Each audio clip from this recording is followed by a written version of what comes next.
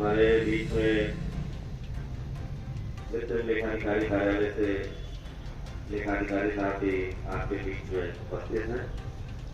और 3 दिनों से हम लोग आपकी समस्याओं के समाधान का सार्थक हल ढूंढने के लिए और उनकी समस्याओं के समाधान के लिए प्रयासरत हैं। सुबह से ही लगातार वार्ता का प्रयास किया जा रहा है और मुझे बड़ी खुशी है कि हमारे कार्यालय ने और वित्त लेखाधिकारी साहब ने मिलकर आपके साथ आपकी छोटी समस्याओं के समाधान के लिए एक सार्थक हल ढूंढ लिया और उसको लेकर के आपसे अनुरोध भी है कि कुछ और समय थोड़ा सा भी दिया जाए ताकि जो साल निर्धारित होने वाले दिन हैं उनको पत्र के रूप में आपको प्रेषित किया जा रहा है। मैं संगठन के सम्मानित पदाधिकारियों से अनुरोध करूंगा कि कृपया ज्ञापन के निसार को प्राप्त करें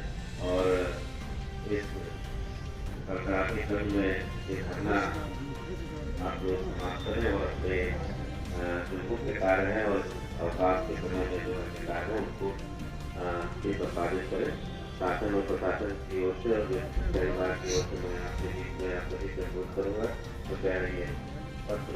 जो है इसकी जो मुख्य बातें हैं मैं आपको यहाँ धरना स्थल पर पढ़कर सुना दे रहा हूँ ताकि सभी को संज्ञानित हो जाए और आज से धरना समाप्त हो। भविष्य में इस प्रकार की किसी धरने की आवश्यकता इस कार्यालय न पड़े मैं उम्मीद करूँगा और अपने उसे आग्रह करता हूँ कि जहाँ से भी संस्थान के निस्तारण में पुलिस कार्रवाई की जाए। आपके पत्र में हमारे लेखाधिकारी साहब ने जो बिंदु दिए थे उनके क्रमवार अवशेष देय के भुगतान के संबंध में जो मुख्य मांग थी एरियर के भुगतान तो जिन विकास खंडों से एरियर जो प्राप्त जा रहे हैं वहाँ से निस्तारण की कार्रवाई इस प्रकार से होगी और जहाँ से नहीं हो रहा है आपने आश्वस्त किया है उनको कार्यालय स्तर पर उनको बना करके उसके भुगतान की कार्रवाई की जाए और जैसे जो बजट की उपलब्धता है नियमित वेतन भुगतान के साथ साथ एरियर का नियंत्रण एक टेस्टिंग करते हुए उसका निस्तारण किया जाएगा उसका भुगतान किया जाएगा। महंगाई भत्तों के संबंध में भी उसी प्रकार से भुगतान कर दिया जाएगा जो देय बाकी है जो महंगाई का डिफरेंस है। एमआरसी शिक्षकों के लिए भी बात हो गई है उनकी ई सर्विस बुक के आधार पर प्रमाणित करते हुए सरकारी से ई सर्विस बुक लेकर के और उनके जो भुगतान के वेतन और जो इंक्रीमेंट है वेतन भुगतान होगा तो इंक्रीमेंट काफी आगे 1 माह का समय दिया है और ये माह समाप्त अभी शुरू हुआ है और मुझे लगता है यह पास में समय मिल जाएगा तो निस्तारित करा दिया। जो लेखाकार महोदय से आप लोगों को थोड़ा सा समस्या थी उनके लिए भी समस्या नहीं बहुत सारी समस्या उनको अब क्योंकि यहाँ पर आपके यहाँ है भी नहीं टीम का केवल लेखाकार है तो उसका विभाजन करके विभाग का काम देखते हैं वो देखिए उनकी काबिलियत पर देखते हैं तो यहाँ काबिलियत दिखाए ना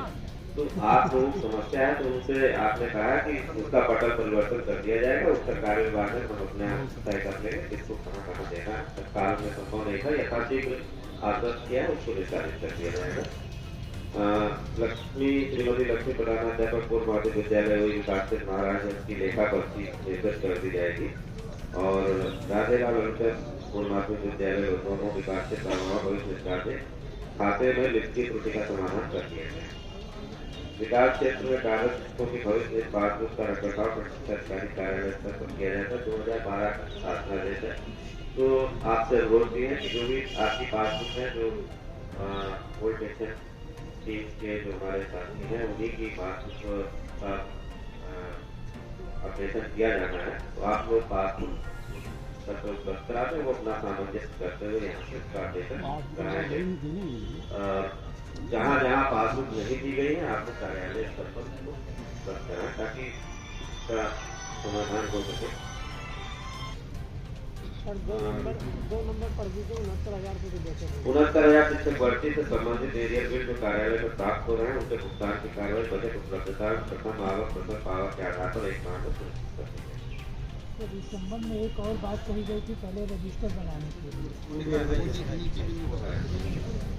देय भुगतान है तो आवश्यक बजट का आकलन एक सप्ताह में करते हुए वित्त नियंत्रक महोदय के साथ आगामी बैठक में अवशेष वेतन भुगतान हेतु मांग कर ली जाएगी। प्रथम आवक पत्रिका का अवसर संगठन के पदाधिकारी को कराया जो है वो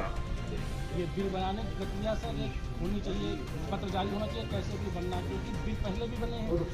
घड़ी लगा के यहाँ भेज भी जाते हैं वो बिल जो हो गए वो बिलवार अनुसार आप लोगों को बता दें।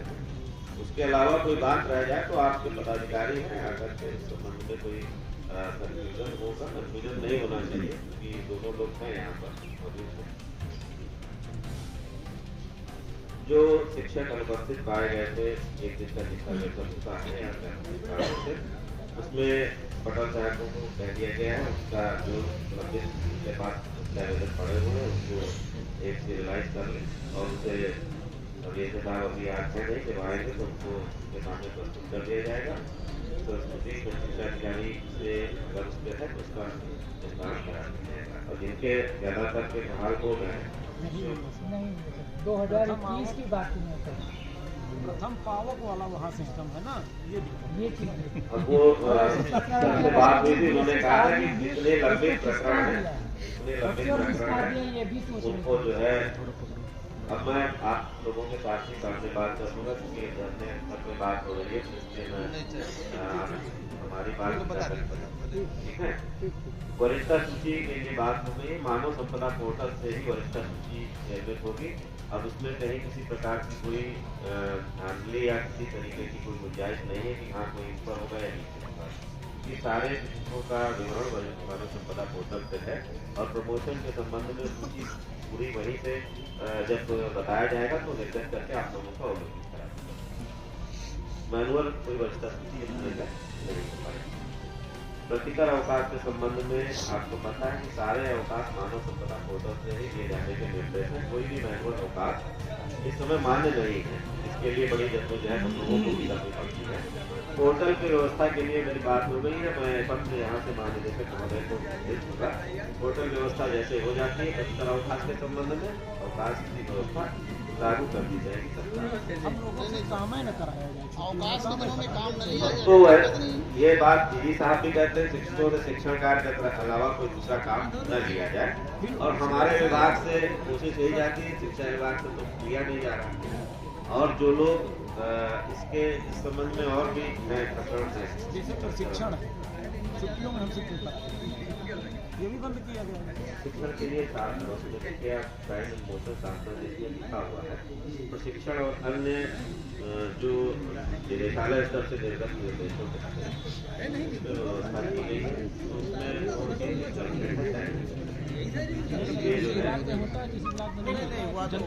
नहीं सर, कार्य कराया जाए तो व्यवस्था हो जाएगी, आपको ध्यान देने लगेगा। उपार्जित अवकाश इसके पहले पोर्टल पे व्यवस्था नहीं थी, बहुत से शिक्षक जानते नहीं थे उपार्जित अवकाश के शिक्षकों के लिए,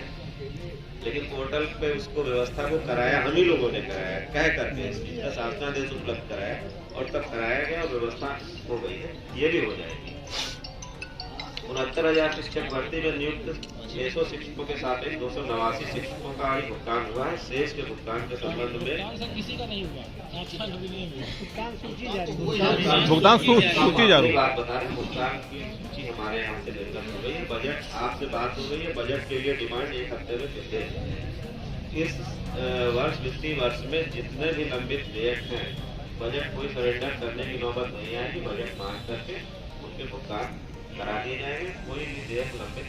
इस सत्र में हम लोग नहीं करेंगे। हम आपसे बात हुई है, पिछले साल भी आप आए थे, सभी सारे एरिया जितने से आपको याद होगा। स्थिति ये है कि 26 मार्च 22 से बिल यहाँ पे जमा है, अभी तक उनका निस्तारण नहीं है। एरियर बिल 26 मार्च 22 की बात है, तो अभी बैठ लेंगे ना बात। अभी आप लोगों से बात हुई है, अभी हम लोग जिस पटल पे हो गए उनका क्रमवार इसीलिए कहा ना श्रम रजिस्टर जो आपसे बात हुई है तय हो जाएगा और रेगुलर वेतन भुगतान के अलावा जो बजट बचता है उसी से एरिया की भुगतान होती है। तो उस पंजिका का बनाने और तात्पर्य यही है कि रेगुलर के बाद जो बचता है उससे फिर उस पे आधार भुगतान और मैं इस ज्ञापन को आपके सर एमआरसी में कुछ शिक्षक ऐसे हैं जिनका प्रथम नियुक्ति के बाद का जो वेतन है, जबकि उनका सत्यापन पूरा हो गया है समस्त हाई स्कूल में शिक्षक का, और उसके बावजूद उनका भी वेतन भुगतान आदेश नहीं हुआ एमआरसी में जो शिक्षक है। तो सर इसके बारे में अनुरोध है कि उनका वेतन वो शिक्षक ज़्यादातर साहब के पूर्व जनपद फतेहपुर फतेहपुर